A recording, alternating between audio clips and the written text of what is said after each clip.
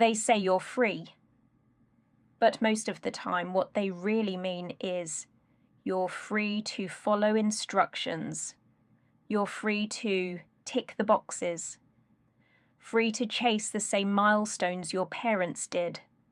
Free to pick from options that someone else already laid out for you, like children choosing from a menu they didn't write. And we do. We follow the scripts. We play the roles.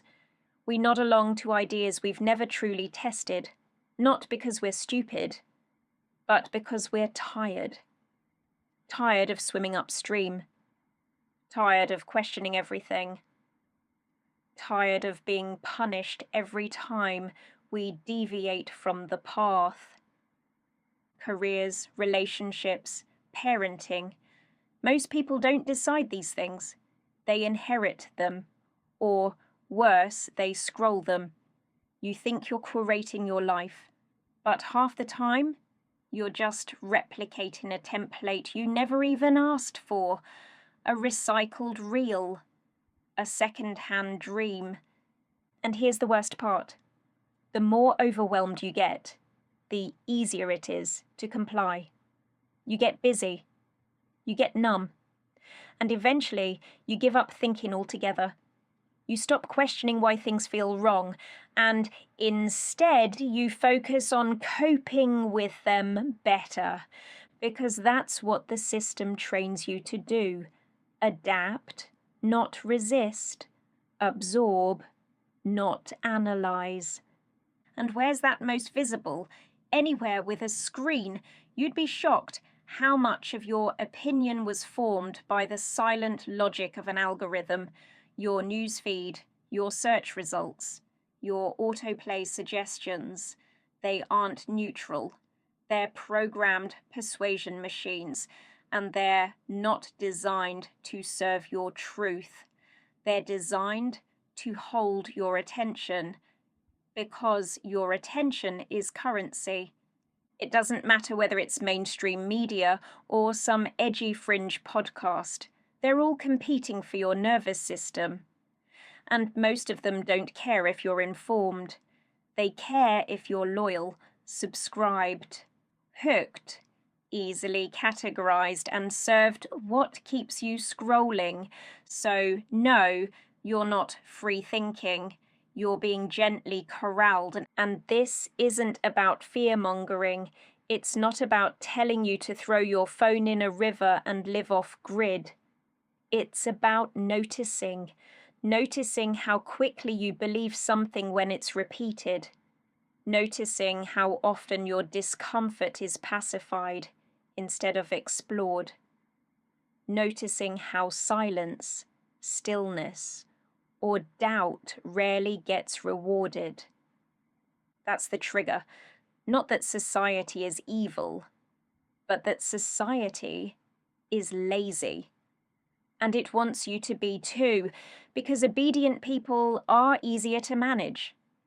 So if you've ever felt like something wasn't quite right, if you've ever looked around and thought, why is everyone just going along with this? You're not mad. You're just beginning to think. And thinking is a dangerous act. From the outside, it all seems so normal. You grow up, you listen, you behave, you pass the tests, follow the rules, say thank you and please. And slowly, without ever signing a contract, you agree to become manageable. It's subtle. It doesn't show up as a villain in a black coat. It shows up as your teacher praising you for sitting quietly. It shows up as a parent sighing with relief when you don't make a scene. It shows up as tiny micro rewards for compliance. Stickers, stars, approval, peace. And over time, that's what you start craving.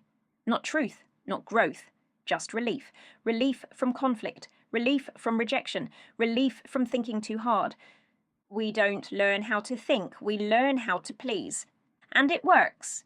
So well, in fact, that when we're finally old enough to challenge this script, we're too scared.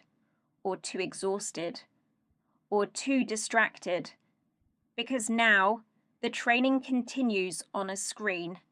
Your algorithm knows you better than your therapist. It knows what enrages you, what soothes you, what keeps you scrolling at 1 a.m. when you said you'd go to bed early. And it doesn't care about your soul. It cares about your clicks. The media isn't lying to you because it's evil. It's just trying to win. It's in a war for your attention. And outrage is a stronger magnet than wisdom. And here's where it gets really dangerous. The people who tell you not to trust the system, they're also building one. They're just painting it in rebellion-colored branding. The conspiracy theorist wants your loyalty as much as the BBC. The alternative guru wants your validation as much as the government. They're all competing for your sense of belonging, because that's the real currency now. Your belief. Your sense that someone out there gets it, even if the facts are questionable. You think you're escaping the herd, you're just switching pens. And when you realize that, something sobering happens. You stop looking for the right team to join. You start asking, what if the whole game is off?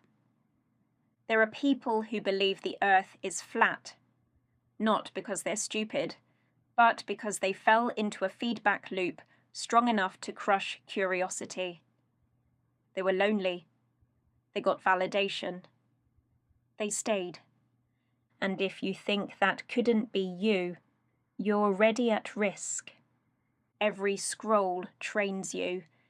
Every "you might also like" nudges your sense of reality. Every repetition chisels away at your ability to pause and ask, is this mine? So the next time you watch a video, even this one, don't just absorb it. Watch what happens when you deliberately search for the opposite. The algorithm will follow. It will shape the world around you to reflect your latest interest. It will make it feel like truth. But it's not truth. It's just data in drag. It's a mirror with a motive. And unless you learn to think beyond what you're served, you'll never know what freedom really tastes like. The tragedy isn't that we're being manipulated, it's that most of us prefer it. Because freedom is terrifying. Not the concept, the reality. It asks too much of you. Too much accountability. Too much courage. Too much space between you and the people you once called safe. Most people don't want freedom. They want comfort. They want praise. They want to belong to something that tells them they're good as long as they stay quiet. And deep down, they know the price of rebellion. They've seen what happens when someone shines too brightly, speaks too loudly, questions too boldly. We love an underdog until they actually rise. Then we sharpen our teeth. We drag them back down, not because they did wrong, but because they dared to do more. They threaten the agreement we never knew we made. Don't rise above the tribe. It makes the rest of us look dim. We like our stars humbled. We like our heroes apologizing. And we like to remind people that no matter how far they climb, we're still here, watching, judging, waiting for the fall. Because who the fuck do they think they are? That's the real cost of thinking for yourself. Not just confusion, not just uncertainty, but exile. It's not glamorous, it's not cinematic, it's lonely. It means watching your old friendships fade because you're no longer compatible. It means biting your tongue at dinner tables where everyone's still drinking the same brew of beliefs. It means being labelled as too intense, too opinionated, too much. And in a culture obsessed with likability, there's nothing more dangerous than being too much. But here's the secret most people never tell you. You can survive rejection. You can survive being misunderstood. What you can't survive is a life spent shrinking. You don't realize how heavy the costume is until you try to take it off. That false smile, those polite silences, that endless pretending that you don't see what you see, know what you know, want what you want. It's soul rot. It's a slow spiritual death. And what makes it worse is that our culture rewards it. It gives you likes. It gives you promotions. It gives you pats on the head and plastic crowns and gold stars for staying predictable. And all the while your wildness is waiting. Your clarity is waiting. Your self is waiting. Not the curated version, the real one. The one you've buried under layers of shoulds and fears and filters. He doesn't care about being liked. He cares about being whole. And you'll feel his rise the moment you realize that blending in has become a form of self-abandonment. So no, thinking for yourself won't make you popular. It might make you a target, but it will also make you powerful. And that is always worth the cost. If you'd seen it on paper, you wouldn't have bet on her. Youngest child, second marriage, a mother stitched together by trauma, a father dissolving into drink, one sister given up, one put into care. A few years spent in a refuge for battered women, smoky curtains, second-hand air, everything heavy with waiting. Not the kind of beginning they write motivational quotes about. He went to a normal school. He wore clothes that had lived lives before hers, and he learned early that survival came with silence. Don't stand out. Don't ask for more. Don't dream out loud. It'll just draw attention you can't afford. But there were cracks in the grey. Teachers who noticed. Books that whispered of other lives. Moments of praise that landed like fuel in his chest. He didn't have the grades. He didn't have the backing. He didn't have the map. But he had defiance. A kind of quiet, persistent no. Not shouted, just chosen, again and again. He worked as a cleaner for wealthier families, wiping fingerprints off windows into lives that didn't look like hers. But instead of growing bitter, he grew curious. He didn't adopt his parents' envy. He didn't learn their helplessness. He studied what worked, what sounded different, what felt like freedom. And he built something, not overnight, not easily, and not without cost.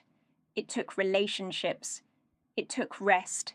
It took whole chapters of normal human experience that he never really got to have. While others were falling in love, learning how to belong, he was building escape routes. While others were out getting drunk, he was getting qualified. While others were learning how to be liked, he was learning how to survive. And it shows. He doesn't know how to do normal. He never learned the language of fitting in.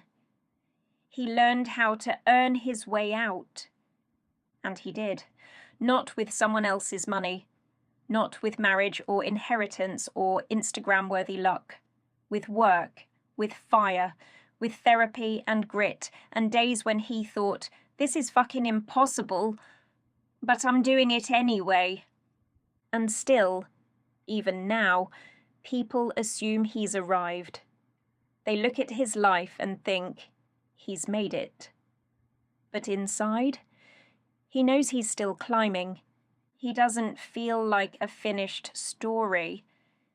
He feels like a rebellion in motion. And sometimes that's hard, because when you don't follow the map, you don't always know where you are. You just know where you won't go. You just know what you've refused to become. And maybe that's enough. Maybe not being what they expected of you is a victory in itself. Because there's a power in not belonging, in building a life from scraps and saying, this is mine, not perfect, not polished, but mine. And if that sounds familiar, if you've walked that kind of path, then you already know. It's not the easy route. It's not the fast one. But it's the only one that feels like truth. Let's talk about Nietzsche. Or at least the part of him that most people misquote and few really digest.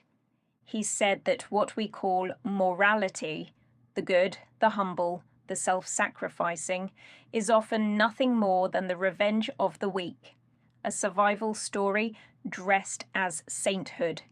He called it slave morality, a belief system created not to elevate humanity, but to soothe the powerless. A moral framework built by those who had no sword, no voice, no throne, so they made virtue out of having none. And it still echoes, doesn't it? You hear it in phrases like, it's better to be modest. Pride comes before a fall. Money can't buy happiness. Blessed are the poor, all designed to make you feel better about being small. All designed to keep you in your place, not by force but by consent. Because if you believe that being powerful is immoral, you'll never question the people who already have it. You'll just try to be good. You'll worship struggle, romanticize lack, applaud modesty in others while secretly aching for more in yourself. And the system? It loves that. Because it doesn't need to crush you. It just needs you to keep apologizing for wanting more. You see it in families, parents who warn their children not to be too loud, too ambitious, too different, just in case. You see it in communities that praise mediocrity but whisper envy when someone tries to rise. You see it in religion when obedience is prized above curiosity. And you see it in politics when we crown the man who says just enough to keep us calm. Slave morality isn't about chains, it's about comfort. It's about the invisible rules that keep us policing each other. Don't be selfish, don't be difficult, don't be too much. Because if you start thinking differently, living differently, shining differently, it reminds everyone else that they could too. And that's threatening. So they call you arrogant. They call you ungrateful. They say, you've changed. Of course you have. That's the point. The lie is that staying small makes you moral. The truth is, staying small just makes you manageable. And if you ever wonder why this still works, why we still reward the performance of humility over the pursuit of greatness, it's because we've internalized the code. Most people don't need to be told to behave anymore. They've absorbed the message into their bloodstream. And every time you stop yourself from saying what you really think, every time you downplay your ambition to make others comfortable, every time you hide your hunger for more because you don't want to be that person, you're still playing the part, still bowing to the morality of the manageable. But once you see it, really see it, you can never unsee it. And that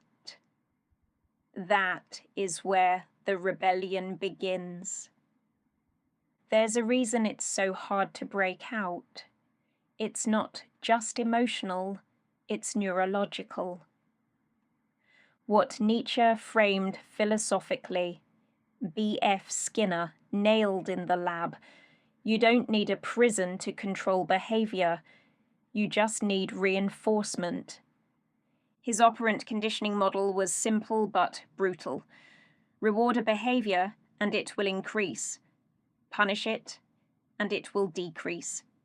Ignore it and it withers. He built boxes, put rats in them, taught them to push levers for food. Sometimes they got a pellet. Sometimes they didn't. Sometimes they got a shock. But the most powerful control didn't come from the pain. It came from intermittent rewards, when the pellet showed up sometimes unpredictably. That kept the rats pressing that lever forever. Sound familiar? We do it every time we refresh our inbox, our feed, our likes. Every time we repeat a behavior that used to work, even if it doesn't now, just in case it will again. We stay in jobs that deaden us because once we were praised. We stay in relationships that drain us because once they were sweet. We keep pressing the lever, hoping for another pellet. And society knows it, because society built the box. Here's how it plays out. From childhood, you're trained to associate approval with compliance. You sit still, you get a smile, you question too much, you get silence. You perform goodness, and you're rewarded. You express discomfort or contradiction, and you're punished, not always overtly, but emotionally, subtly, the look, the withdrawal, the rejection. So your nervous system learns obedience equals safety, questioning equals threat. And this is why thinking for yourself feels dangerous. Not because it is, but because it once was. When you were little, dependence was survival. Rebellion could cost you love. So you buried it. And here's where it gets darker. The morality that comes from this kind of conditioning isn't about ethics. It's about adaptation. You didn't become good because it was right. You became good because it made the people around you less likely to leave. That's not virtue. That's strategy. And most of us never upgrade the operating system. We become adults with the programming of scared children, still trying to avoid punishment, still chasing the next pellet of approval. The kicker, even when the levers change, from teachers to bosses, from parents to algorithms, the loop stays the same. Push, wait, reward, obey. That's not freedom. That's training. And the moment you realize it, really see that so much of your identity has been rewarded into you, you can finally pause. You can finally ask, what parts of me were praised into existence? And what parts did I abandon because they made someone uncomfortable? Because until you ask that, you're not choosing your life. You're just pressing someone else's lever and calling it a career, a relationship, a personality, But you can stop. You can rewire. You can refuse the box. And the second you do, the entire cage starts to look ridiculous. So now what? You've seen the trap. You've felt the bars, not steel, but subtle. Smiles, silence, scrolling. You've heard the voice that whispers, "Don't rock the boat," and realized it was never yours to begin with. You can't unknow that. But knowing isn't enough, because this isn't a theory.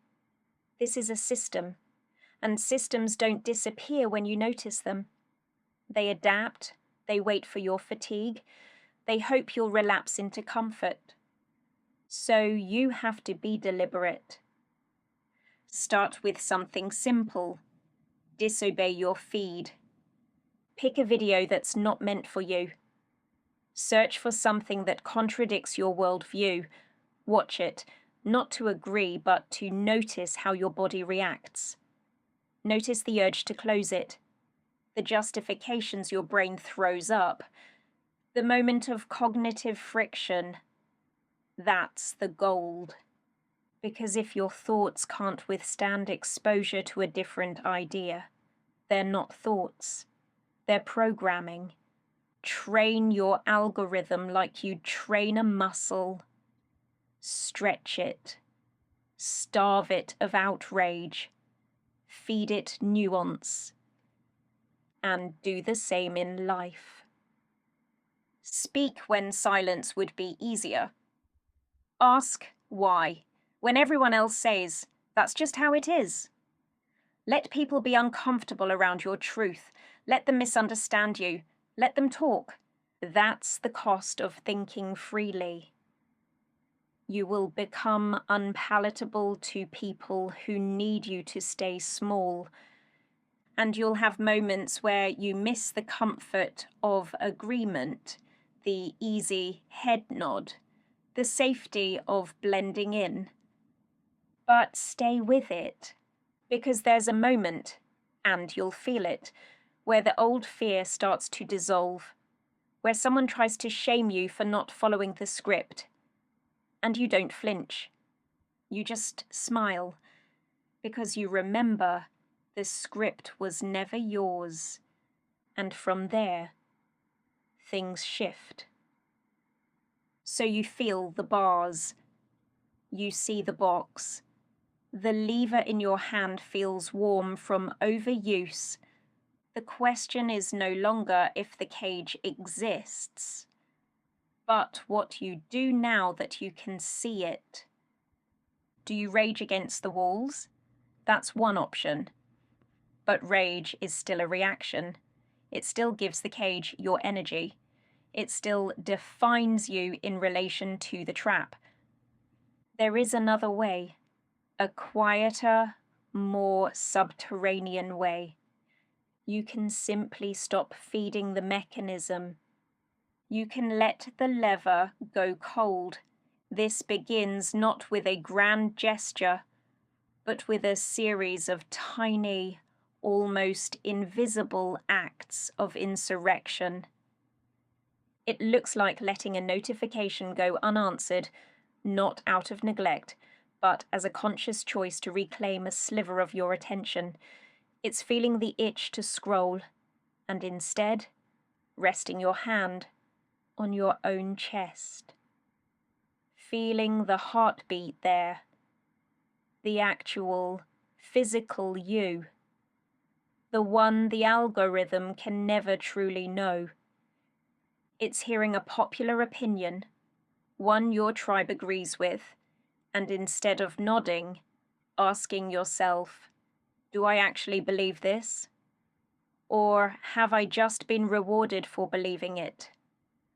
This is the beginning of building your own architecture, your own internal compass. And a compass is useless if you're always standing in the same place, surrounded by familiar landmarks. You have to move into uncharted territory to see if it works. So you try something, You wear the thing you like but were told was too much. You voice the idea in the meeting that might sound naive. You decline the invitation out of a genuine need for rest, not out of resentment. And in that moment, you will feel it. A tremor in the old system. A flicker of fear, the ghost of a reward you might be missing. The programmed voice that whispers, "This is risky. They might not like you." This is the critical moment. This is where the rewiring happens. Do you step back into the familiar shadow? Or do you take a breath and stand in the slight discomfort of your own choosing? Every time you choose the discomfort of authenticity over the comfort of compliance, you are pouring a foundation. You are building a room inside yourself that no outside approval can enter and no outside rejection can destroy. This room becomes your sanctuary, your command center. And from this place, you start to see the world with new eyes. You see the frantic chasing not as ambition, but as a kind of collective panic. You see the performance of happiness not as joy, but as a shield. You see the people who seem to have it all, and you recognize the subtle hunger in their eyes, the hunger for something real. You stop envying their polished lives. You start pitying their invisible cages. This path is not made of dramatic, cinematic revolutions. It is paved with the quiet courage of ordinary moments. It's the courage to be bored, to not fill the silence with someone else's noise, to sit with the raw, uncurated texture of your own mind. It's the courage to be uncertain, to say, "I don't know," and wear that not as a badge of shame, but as a testament to your honesty, in a world that demands instant, confident takes. Uncertainty is a radical act. It leaves space for truth to arrive in its own time. It's the courage to disappoint people, to understand that your worth is not measured by your usefulness to others, that a no spoken from truth is more valuable than a yes spoken from obligation. You will disappoint your parents' expectations, your partner's assumptions, your boss's demands, and you will learn that their disappointment is their weather to manage, not your climate to control. Most of all, it is the courage to be responsible for your moods, for your healing, for the energy you bring into a room. We are trained to outsource our responsibility, to blame the government, our upbringing, our stress, our genes. It's the system's fault, the algorithm's fault, their fault. But freedom arrives the moment you reclaim ownership, not of the world's problems, but of your inner world, your reactions, your interpretations. When you stop saying, "They made me feel this way," and start asking, "Why does this have so much power over me?" that is the moment you take the keys back.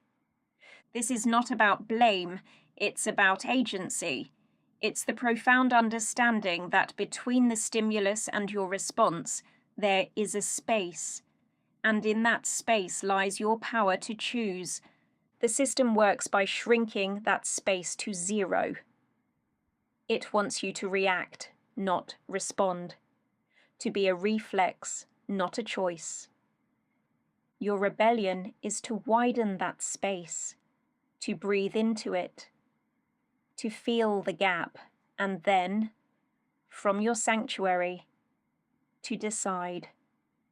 You'll start making decisions that don't need validation. You'll walk away from circles that no longer nourish you. You'll build things, businesses, boundaries, beliefs that weren't on offer before. you'll lose people and gain peace.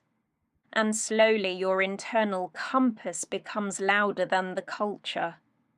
You stop asking, what will they think? And start asking, what do I know? That's the rewiring. And if you want to go deeper, this isn't just personal. This is structural.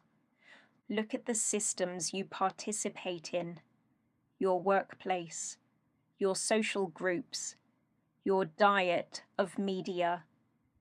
Ask, who benefits if I stay obedient here? Who profits if I stay afraid? And if the answer isn't you, then maybe it's time to make a different kind of noise. Not louder, just truer. Because when you stop waiting for permission and start living from clarity, you stop being a cog and start being a signal. And trust me, the system hates a signal it can't predict. So what happens when you stop pressing the lever? When you stop choosing safety over sovereignty? When you burn the script they handed you and write one that actually fits your voice? Keep listening, because what comes next isn't theory. It's what your life starts to look like when you stop obeying the rules that were never yours. I'm going to show you what becoming yourself really means, and why most people never make it that far. This isn't a story about rebellion. It's a story about returning. Because beneath all the programming, all the approval chasing and quiet compliance, there is still something wild in you. Untamed, unashamed, uninterested in being liked. It's the part of you that doesn't want applause. It wants alignment. It doesn't want to win. It wants to feel true. It's the part of you that always knew something didn't quite fit, even when everyone else seemed content to play along. That part is not broken. It's not too much. It's not a flaw in your design. It's the signal. The part that notices the nonsense, that bristles when someone tells you to just be grateful. That aches when you see people shrink their dreams to fit someone else's comfort zone. That's not defiance. That's memory. Because somewhere in you, there's a deep knowing. One that predates the job, the school, the phone in your hand. It remembers the version of you that didn't need permission. And if you've forgotten that version, that's okay. The forgetting was part of the training. But now comes the becoming. So we speak of the cage, of levers and pellets, of the script. But what if we could look under the hood, not with judgment, but with curiosity, to see the very wiring of the machine, and in seeing it, understand how it might be changed? Let's turn to the brain. Not with cold clinical terms, but as the living, breathing universe it is. Your brain is a forest of nearly 100 billion neurons, and between these neurons are pathways, trails worn by thought, by habit, by repetition. This is what neuroscientists call neuroplasticity. It's not just a buzzword, it's the fundamental law of the mind. Neurons that fire together, wire together.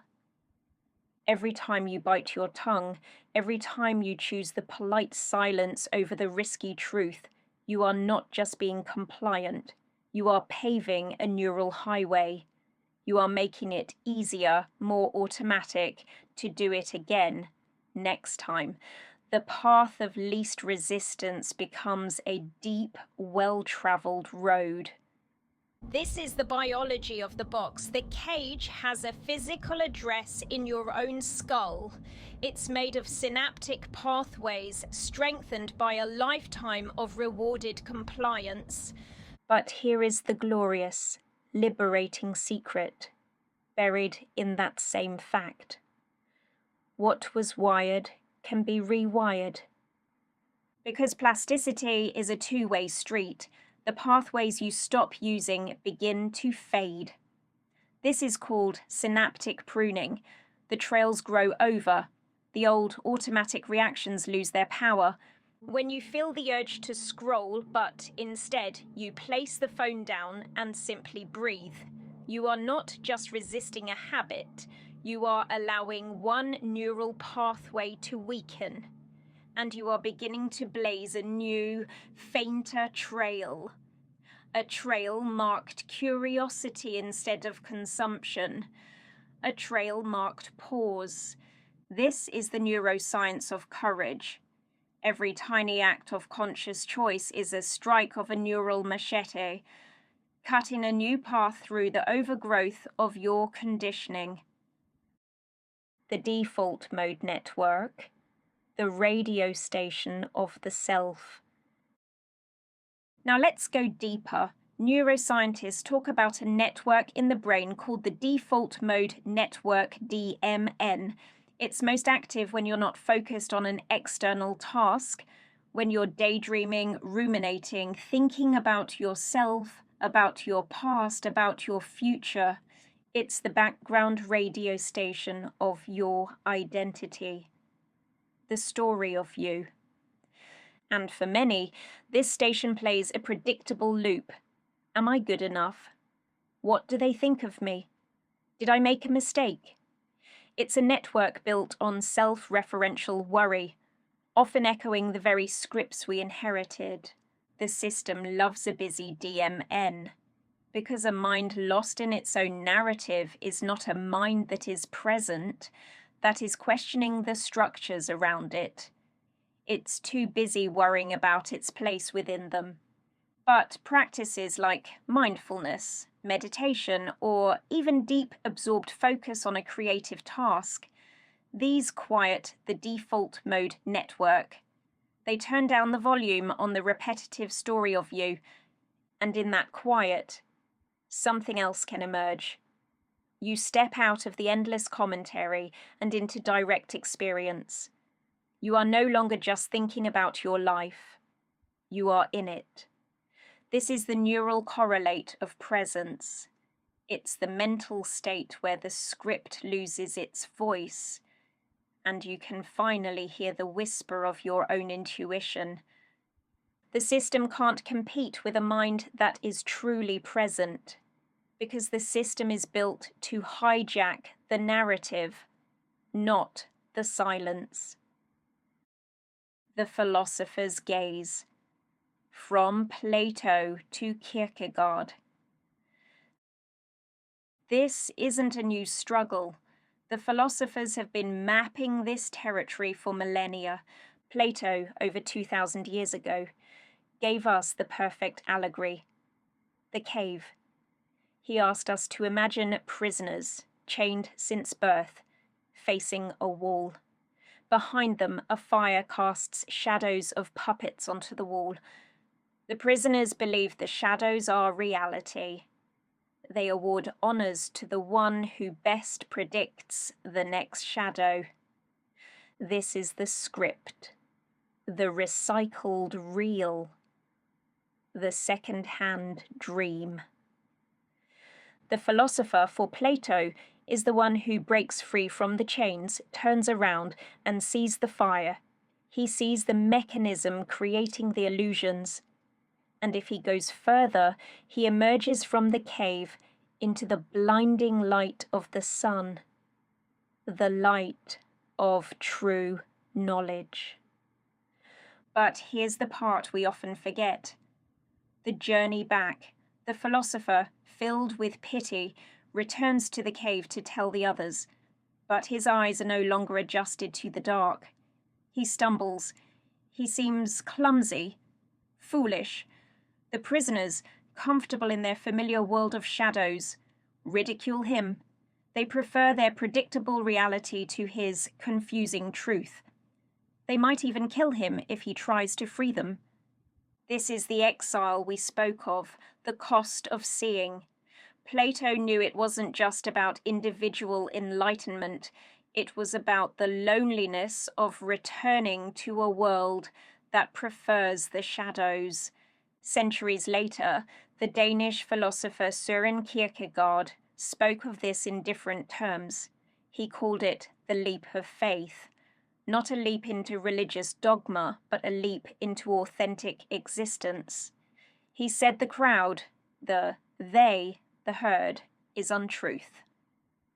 True life is found in the specific, individual choice made with passion and commitment, even in the face of objective uncertainty. When you choose your own path, despite the lack of guarantees, you are making a Kierkegaardian leap. You are choosing your own specific, authentic truth over the comfortable, general untruth of the crowd. And then there is the Stoic reminder from Epictetus, a former slave who understood cages better than most. We are disturbed not by things, but by the views which we take of them. The system works by controlling your interpretations. It tells you what should make you angry, what should make you proud, what success should look like. The rebellion begins when you reclaim the right to your own interpretations, when you decide for yourself what something means. This is the philosophical foundation of the internal sanctuary. It is the deliberate, conscious act of turning around in Plato's cave, making Kierkegaard's leap, and practicing Epictetus's discernment. So you see, this isn't just self-help. It is the continuation of an ancient human conversation. You are engaging in a project that has preoccupied the greatest minds in history, the project of moving from illusion to reality, from bondage to freedom. And now neuroscience gives us the map of the very terrain those philosophers were describing. The DMN is the cave, neuroplasticity is the path out. Rest with this knowing. Your desire for freedom is not a flaw. It is the echo of an ancient, noble impulse. It is your neurons yearning to fire in a new pattern. It is your soul remembering it was never meant to live in shadows. And here's what that looks like. You stop rushing to fill silences. You stop dressing your truth in disclaimers.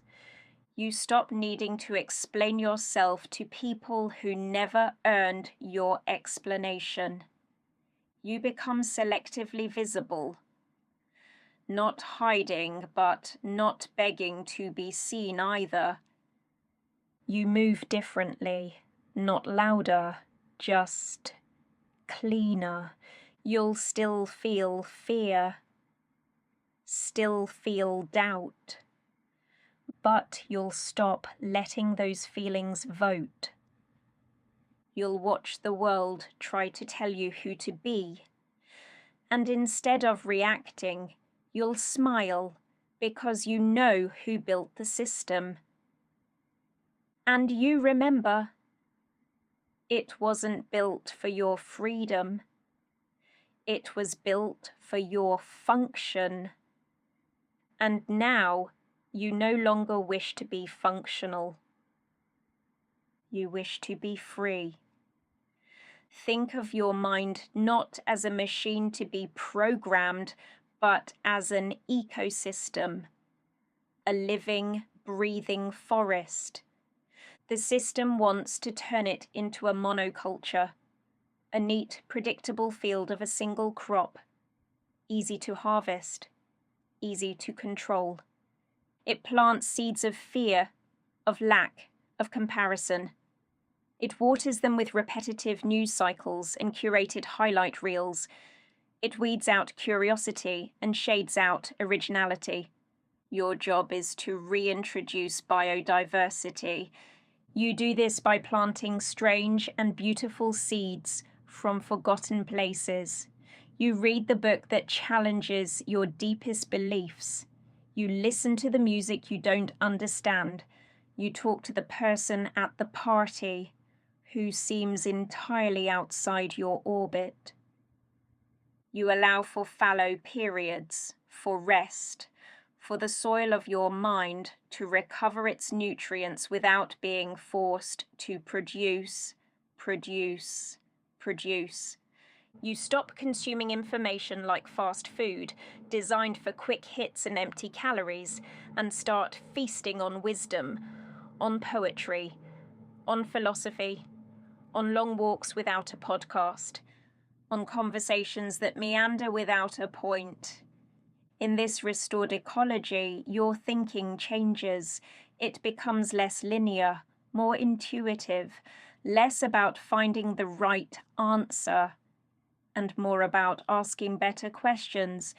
You start to see connections where others see only categories. You develop a tolerance for ambiguity, a taste for paradox. You understand that a person can be both strong and gentle, that a life can be both successful and simple, that love can be both boundless and have firm edges. This is the mind that cannot be manipulated, because it is no longer looking for a single, simple truth. It is engaged in a lifelong, loving conversation with reality itself. It is a mind that is deeply, unshakably at home. So what happens when you live from this place? When the old rewards lose their glitter and the old fears lose their bite? Your life stops looking like a checklist and starts feeling like a discovery. Relationships become about resonance, not obligation. You are drawn to people who speak in the language of truth, even when it's clumsy. You build a tribe of fellow architects, people who are also building their own sanctuaries. Your circles become smaller, perhaps, but infinitely more solid. Your work transforms. It may look the same on the outside, but the internal experience is utterly different. It is no longer a means to an end, a way to pay bills and earn praise. It becomes an expression of your unique capabilities, a channel for your energy. You stop working to prove your worth and start working as an act of contribution. Even your past is redeemed. You look back on the struggles, the moments of feeling like an outsider, the pain of not fitting in, and you see them not as failures, but as training. They were the very forces that pressured you into becoming a diamond, instead of remaining a lump of coal. The system tried to use that pressure to crush you. Instead, it crystallized you.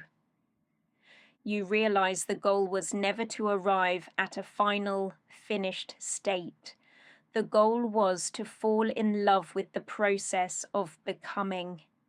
The script you were handed had a beginning, a middle, and an end. It promised a climax and a comfortable resolution. The life you are writing has no such guarantees. It is more mysterious, more demanding, and more alive. It is a story not of defiance, but of devotion. Devotion to the faint, persistent signal of your own soul. And as you listen to that signal, as you follow it into the unknown, you make a remarkable discovery. The freedom you were chasing wasn't out there. It was never something to be granted or taken. It was the thing doing the chasing. It was you all along. So rest now. Rest with that knowing. Let it settle into your bones. The work is not a struggle ahead of you. It is a remembering happening now, in the quiet, in the breath, in the courageous decision to simply be what you always were. So we have mapped the territory. We have seen the cages of philosophy and the pathways of the brain. We have named the systems and recognized the scripts.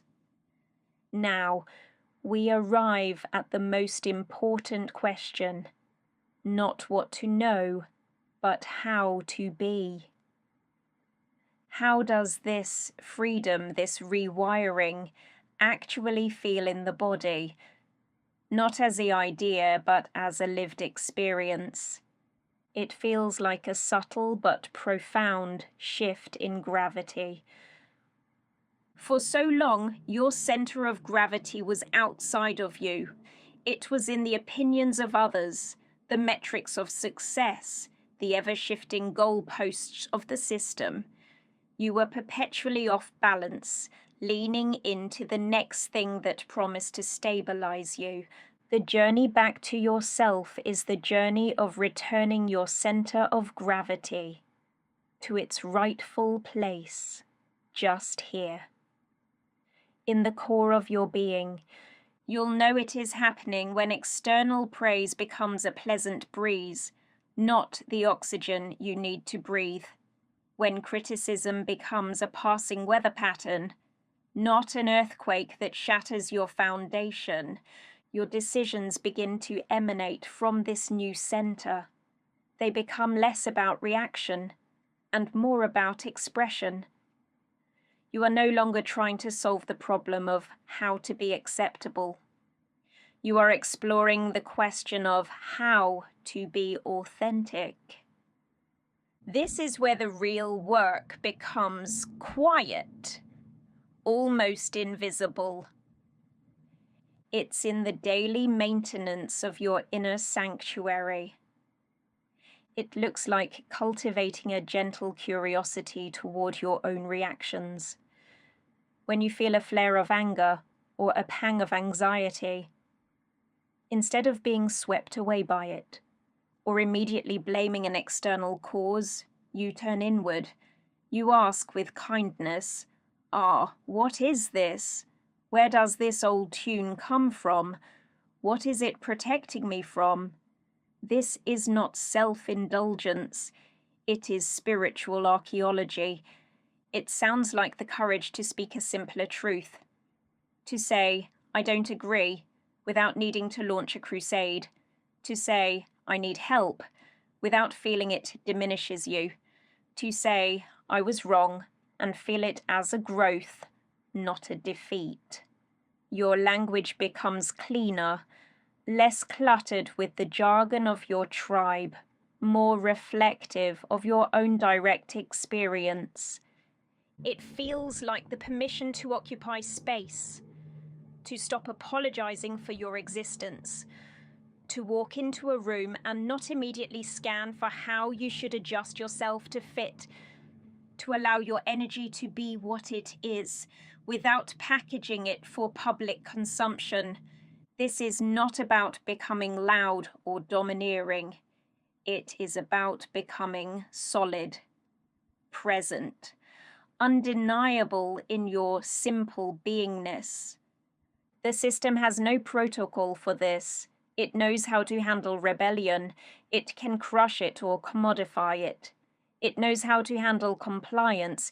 It can reward it and manage it. But it does not know what to do with a human being who is simply, quietly, unshakably centered in their own truth. You become unmanageable not because you are defiant, but because you are no longer playing the game of seeking something from the system to complete you. You are a closed circuit. Your validation is generated internally. And from this place, your relationship with everything changes. Your work becomes a channel for your energy, not an extraction of your soul. Your relationships become chosen dialogues between whole beings, not desperate contracts to fill each other's voids. Your time becomes your own to spend, not a resource to be sold and stolen. You begin to understand that freedom was never a final destination you arrive at. It is a quality of attention you bring to every single moment.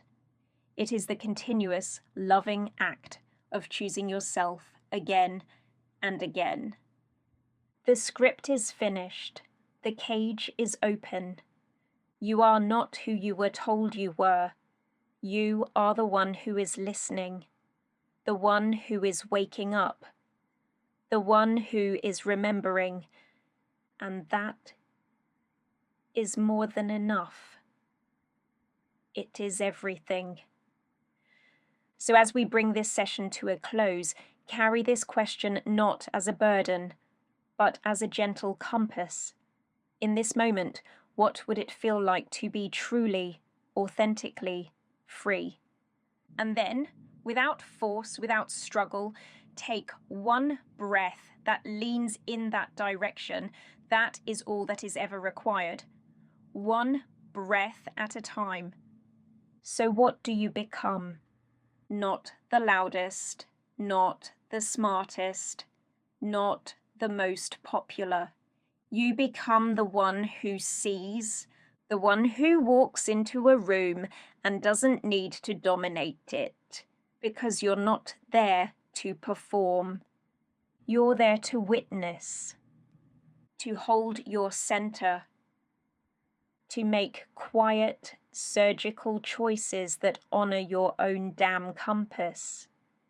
You become the kind of person the system can't predict, the kind it can't manipulate, because you're no longer reacting, you're responding with intent, with clarity, with fire. And when people ask, "Who do you think you are?" you won't even flinch. You'll just say, "The one who remembered," and that will be enough.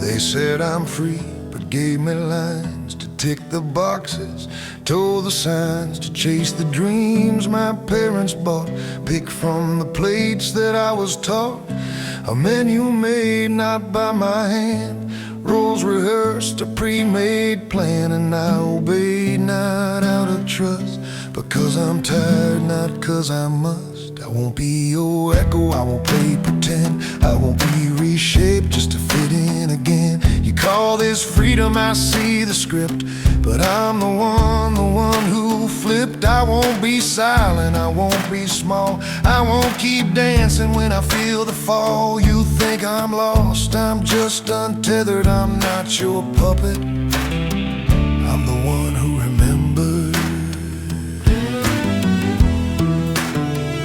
I scroll my soul into a cage, a dopamine hit digital stage, belief for sale, attention spent in algorithms, false consent, taught to adapt, not to resist, to numb the ache, not clench the fist. You say I think, but darling, no, I'm just repeating what they show. I won't be your echo, I won't play pretend, I won't be reshaped just to fit in again. You call this freedom, I see the script, but I'm the one who flipped. I won't be silent, I won't be small, I won't keep dancing when I feel the fall. You think I'm lost, I'm just untethered, I'm not your puppet, I'm the one who remembers.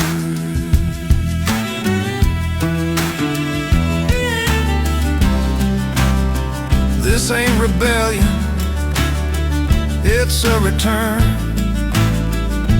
to the wild in me that still can burn. I don't want likes, I don't need praise, I want the truth that cuts not sways.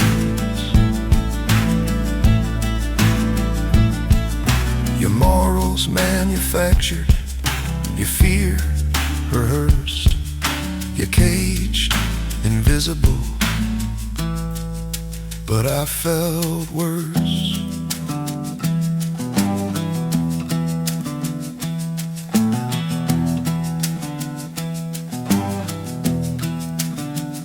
A child who learned to shrink and please, got gold stars just for silent knees. But now I rise, I crack the floor, not for revenge, but something more.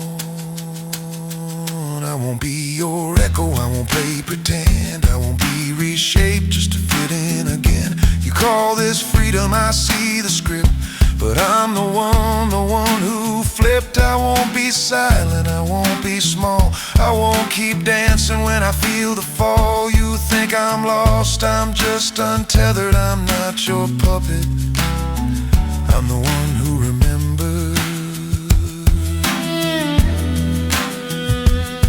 Not the loudest, not the safest, but the one who sees,